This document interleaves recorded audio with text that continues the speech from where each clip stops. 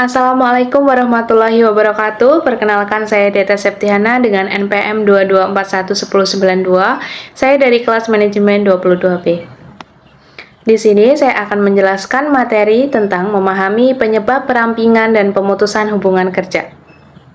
Subbab pertama membahas pengertian perampingan organisasi. Perampingan organisasi adalah suatu tindakan untuk mengurangi ukuran organisasi agar lebih efisien dan fleksibel dalam menjalankan kegiatan bisnisnya. Perampingan organisasi dapat dilakukan dengan mengurangi struktur yang kurang esensial dan mengurangi jumlah karyawan yang berlebihan. Berikut adalah beberapa keuntungan dan kerugian dalam perampingan organisasi. Yang pertama adalah keuntungan. Perusahaan lebih fleksibel dalam menghadapi perubahan pasar dan lingkungan bisnis, mengurangi birokrasi dan perusahaan, mempermudah pengontrolan, meningkatkan produktivitas, dan menciptakan budaya yang lebih baik. Adapun kelebihan pasti ada kekurangan. Kekurangannya yaitu moral karyawan menyusut, buruknya citra perusahaan di mata publik, beban kerja karyawan lain lebih berat, adanya kesenjangan keterampilan antara karyawan, dan ruginya karyawan yang terkena perampingan. Dalam melakukan perampingan organisasi, manajemen perlu melakukan komunikasi terbuka dengan karyawan tentang dampak ekonomi terhadap organisasi, sehingga dapat membantu mengurangi ketidakpastian karyawan. Selain itu, manajemen juga perlu mempertimbangkan dengan matang, baik itu saat melakukan perampingan sampai selesai keputusan tersebut diambil, untuk membantu manajemen mengelola perampingan organisasi yang efektif dan efisien. Dapat dilakukan beberapa langkah, antara lain melakukan komunikasi terbuka, memberikan informasi yang jelas dan akurat, memberikan dukungan dan bantuan kepada karyawan yang terkena perampingan, dan memberikan pelatihan pengembangan keterampilan kepada karyawan yang tersisa. Subbab kedua yaitu membahas pengertian pemutusan hubungan kerja.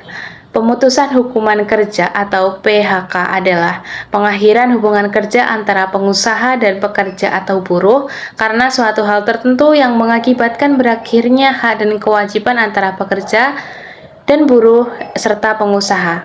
Berikut adalah beberapa hal yang perlu diperhatikan terkait pemutusan hubungan kerja. Yang pertama ada alasan. Pemutusan hubungan kerja dapat dilakukan karena beberapa alasan seperti efisiensi, penutupan bisnis, kepailitan, dan pelanggaran perjanjian kerja karyawan yang mungkin karyawan yang meninggal di dunia atau pensiun dan sebagainya. Yang kedua adalah prosedur.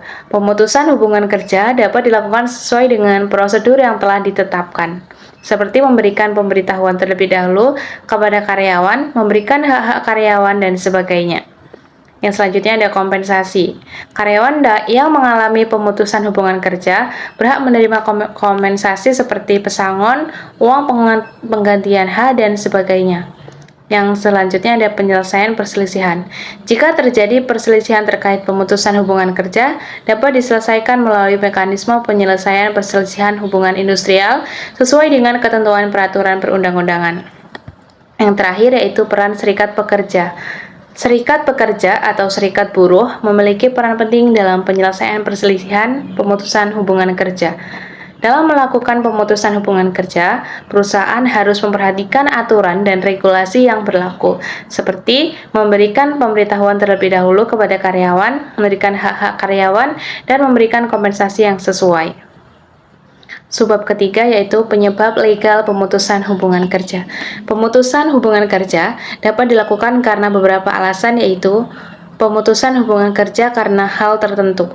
Yang kedua, pemutusan hubungan kerja demi hukum. Yang ketiga, pemutusan hubungan kerja karena pelanggaran perjanjian pekerja. Yang keempat, pemutusan hubungan kerja karena kondisi tertentu. Dan yang kelima, pemutusan hubungan kerja karena kesalahan berat. Dalam melakukan pemutusan hubungan kerja, perusahaan harus memperhatikan aturan dan regulasi yang berlaku, seperti memberikan pemberitahuan terlebih dahulu kepada karyawan.